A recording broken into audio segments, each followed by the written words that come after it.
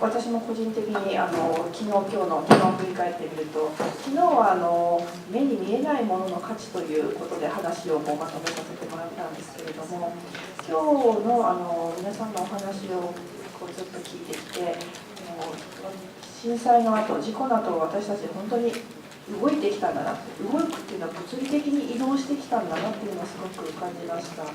事故の後やはり避難ということで最初動いて、でそれから時間が経つにつれて少しずつ収まってきてはいるようではあるんですが、やはり移動してるんだなというふうに思いました。で移動って言っても2種類あって、望ましい移動と望ましくない移動というか、避難されている方が避難元に通ってそういうふうにして疲れてきてしまうとか、そういう疲労させていってしまうという意味での移動もありますし、ただ復興の動きの中で自分は戻らないけれども解除になった地元を支えたいっていう意味で動いているという人もいる。で外から関さんのように来て一緒に復興をやろうと思って動いてくる方もいる、支援の方の移動もいる。でそういう意味でまたなんというか、そういう2つの人の動きが同居しているのが今の福島の状況なのかなというふうに思いながら話を聞いていました。まとめの議論ということで、本日の全体を振り返って皆さんからのコメントですとか質問とかございましたらお願いします。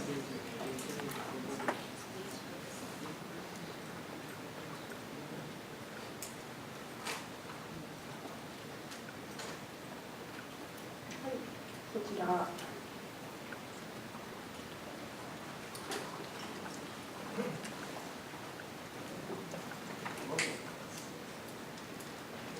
先ほど話出たんですけど、ダブルスタンダードということで、日本国内においても福島県とその他の地域では、年間1ミリシーベルト、年間20ミリシーベルトということが、ダブルスタンダードのようにまかり通っているわけですけども、3月にテレビ朝日で放送された番組の中でロシャールさんは、20ミリシーベルトは避難基準であるはずであって、6年経った今も年間20ミリシーベルトというのはおかしいんじゃないかというようなコメントを、テレビで流れておりました。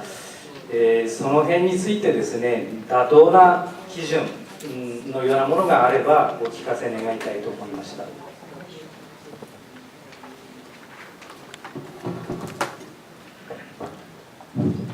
There is no threshold. I mean, facing a situation, the objective is to reduce exposures as low as reasonably achievable. This is the basic principle of radiological protection shared all over the world by professionals and which is promoted since decades by Icrp. At the time of the accident,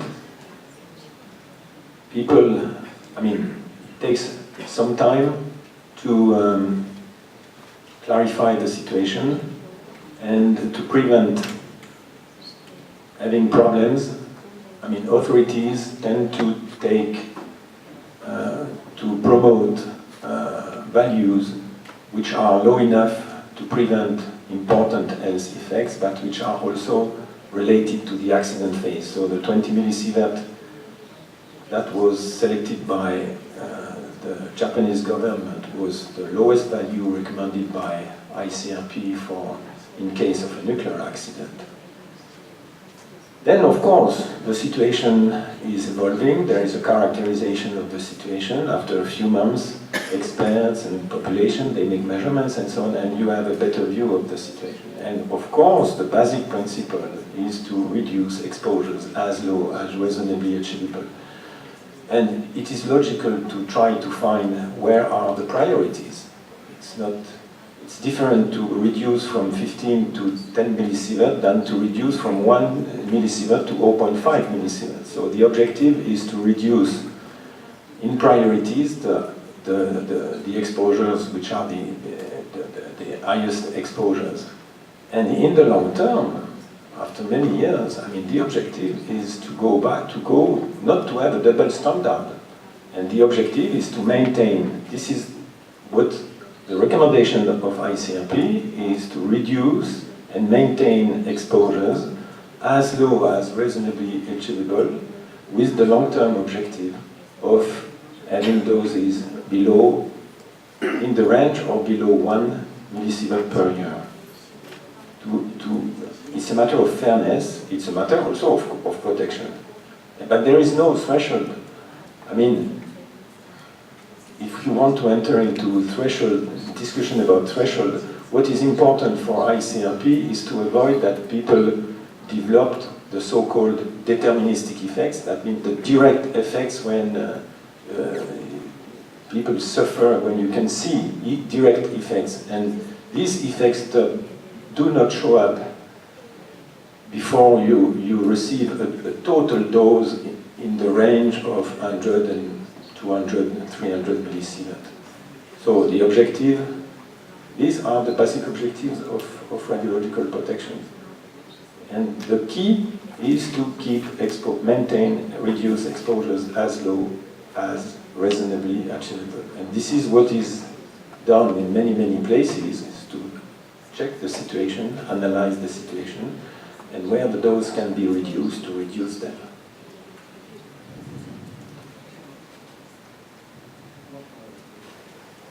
ありがとうございました。ありがとうございました。ぜひ日本政府にも、働きかけをしてほしいなと思います。ありがとうございました。それではどうぞ。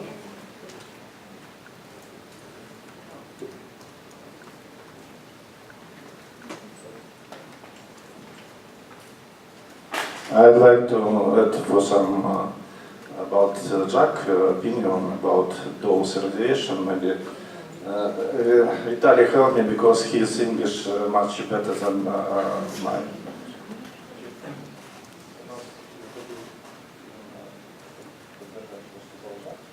I would like to support what Jacques has just said.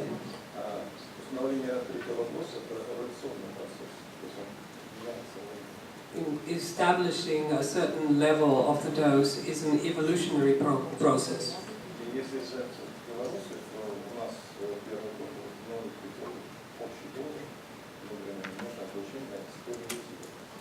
And if we consider the example of Belarus, the initial dose of internal and external exposure was 100 millisievert. And then after several years, it was 35 millisievert a year. And then still later, it was 5 millisievert.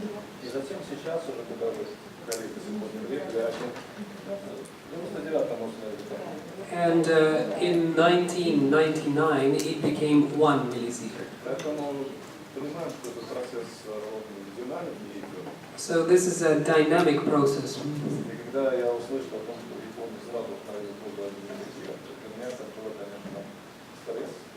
And when I heard that in Japan it was almost immediately 1 millisievert, I was really surprised. Because it's virtually impossible to reach it so quickly.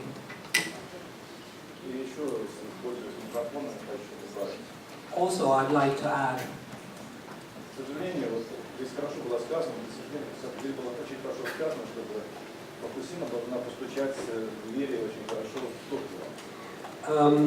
somebody used a very nice metaphor when they said that Fukushima's voice should be louder so that Tokyo could hear it.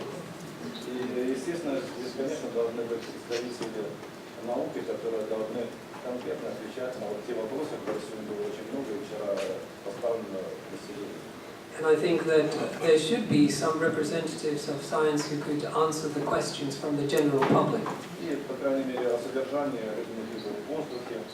And who could share about the content of radionuclides in the air.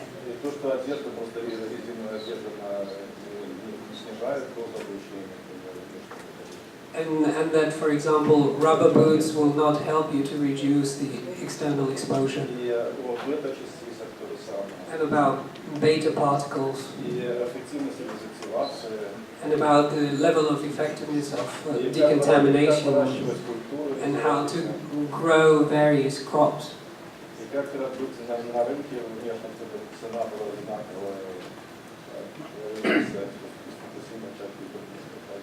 And how to reach equal competition conditions on the outer market.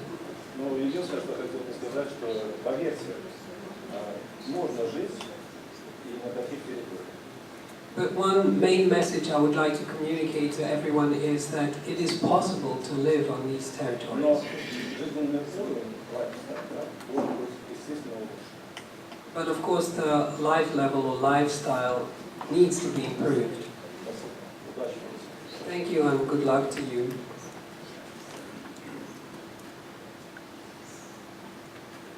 ありがとうございました。はい。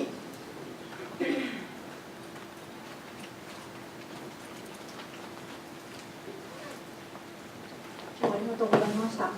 時々風評被害っていう言葉を聞くと私はドキッとするんですけれども、風評被害が気にするか気にしないかになってしまってるんじゃないかなって思ってるんですけれども、現実問題福島原発はまだ収束もしていないという状況なので、やはり測り続けなきゃいけないっていうことを思っています。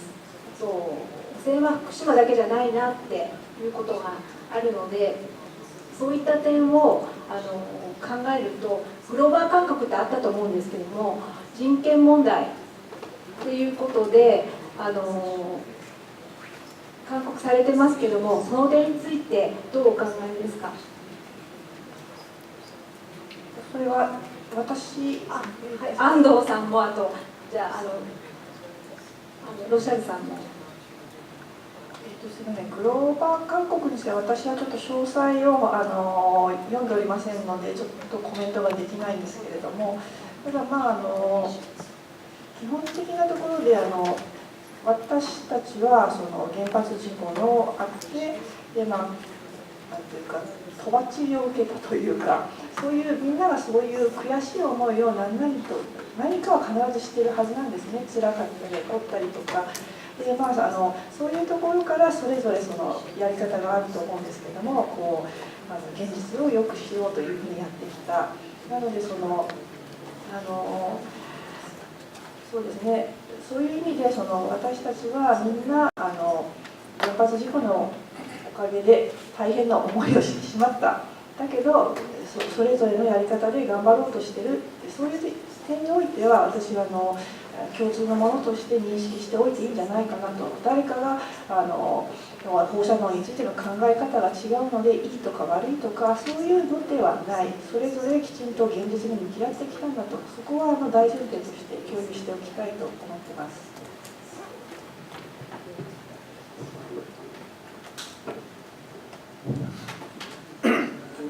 This is a very important and difficult question that you raise. I don't know if I don't like to speak too much about human rights. I prefer to speak about humanity and fraternity. And I think I already mentioned before, Kunikano a few days ago said, what happened cannot be changed. What happened? Now, she said, I'm living with bags in front of my garden. That's her reality. But she said one thing after that. She said, we wish to be understood. This is my strongest wish, to be understood. She took a decision to live in Itate, to return in her place. She took the decision to cut the big trees around her house, trees that were planted at the time of the birth of her husband. That was a difficult decision to be taken. She also decided to use the trunks, the wood of the trees, to expand her house, to build a new, to enlarge her house. So she took decisions, and she wants to be understood. And I think the question of, this is a matter of humanity, this is a matter of understanding the others. I would say this is a matter of being able to put oneself at the place of the other. And in the case of a nuclear accident, which is a very, very complex, introducing a huge complexity in the society, not only because of these invisible radiations, but also because all human relationships are profoundly shaped. And I think someone said yesterday that there is an invisible dimension, invisible things. Not only radiation are invisible, but also the relationship between people, the way people behave, the decisions people take, all this is invisible. And I think it is very important that these invisible dimensions be part of the rehabilitation process. As I always said, science is inevitable. To make radiation visible, you need to measure them. To measure them, you need to have all the knowledge about radiation, the physics of the radiation, and so on and so on. But this is not enough. There is the human dimension of the accident, and I think the dialogue, more or less, this is the 17th dialogue. We have been through this process together. I mean, at the beginning, the discussion was about the becquerels, what about measurements, what about, and with a lot of anger, with a lot of strong feeling, and then the reality is evolving. Now, many people knows about the measurements, many people knows more or less where they live, what's the situation with the radiation.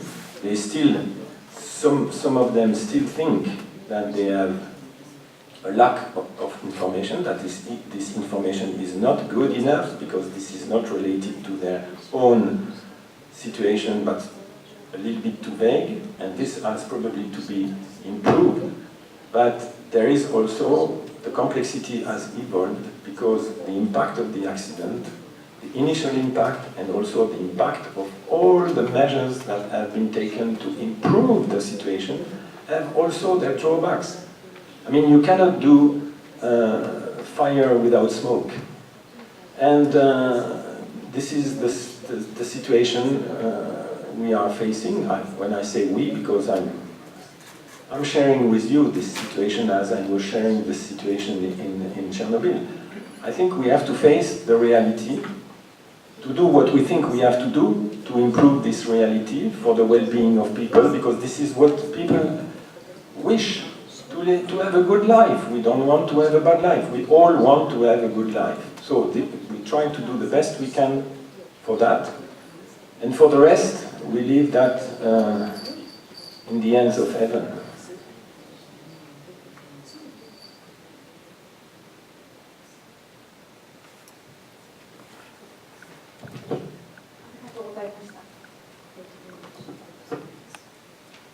他にありますでしょうか。